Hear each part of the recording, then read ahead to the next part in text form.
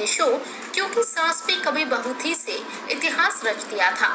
क्योंकि सास भी कभी बहू थी की कहानी शांति निकेतन में रहने वाले वीरानी परिवार के जीवन के इर्द गिर्द घूमते दिखाई गई थी। सालों तक इस शो ने टीवी पर राज किया और एकता को टेलीविजन की दुनिया में अलग ही पहचान दिलाई। वहीं दूसरी तरफ देखा जाए तो इन दिनों पुराने शोज के सीजन 2 के आने की बहार सी आई हुई है। खुद एकता भी अपने कई टीवी शोज के सीक्वल लेकर आ चुकी है। वहीं अब एकता के इस आइकॉनिक शो पर ऐसा बड़ा हिंट मिला है जिससे सीजन 2 के आने का साफ इशारा मिला है।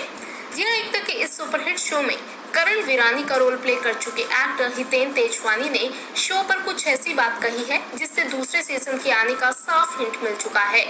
दरअसल हाल ही में जूम डिजिटल से बातचीत में हितेन ने बताया कि शो के दूसरे सीजन पर बातचीत चल रही है। जी हाँ, हितेन कहते हैं, मैं नहीं जानता, मैं असल में इसके बारे में कुछ नहीं कह सकता। शायद दूसरे सीजन के लिए बातचीत चल रही थी, लेकिन मुझे नहीं पता। ये पूरी तरह से मेकर्स पर निर्भर है। बालाजी और एकता कपूर तय करें कि वो क्या करना चाहते हैं। लेकिन हाँ, हमसे पूछा गया था कि आप लोग सीजन 2 करने के लिए ठीक हैं, तो हम सभी राजी थे। इसलिए अगर ऐसा होता है तो ये बहुत अच्छा है, ये अच्छी बात होगी।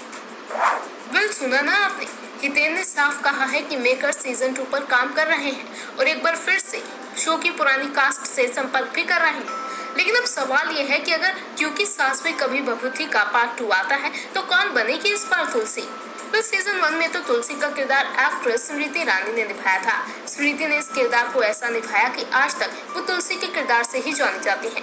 जाहिर सी बात है, अगर एकता सीजन 2 लेकर आती है तो इस बार भी वो ऐसी ही एक्ट्रेस को मौका देंगी जो टीवी पर काफी पॉपुलर हो और इस किरदार को पर्दे पर बेहतरीन तरीके से निभा पाए।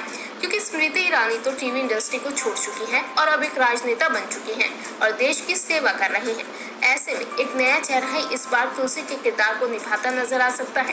खैर, एकता का ये आइकॉनिक शो कब तक फ्लोर पर आएगा और कैसी होगी इस शो की कहानी, ये देखने वाली बात रहेगी। लेकिन आप ये जरूर बताइए कि आप एक बार फिर से एकता के इस शो को नई कहानी के साथ देखना चाहेंगे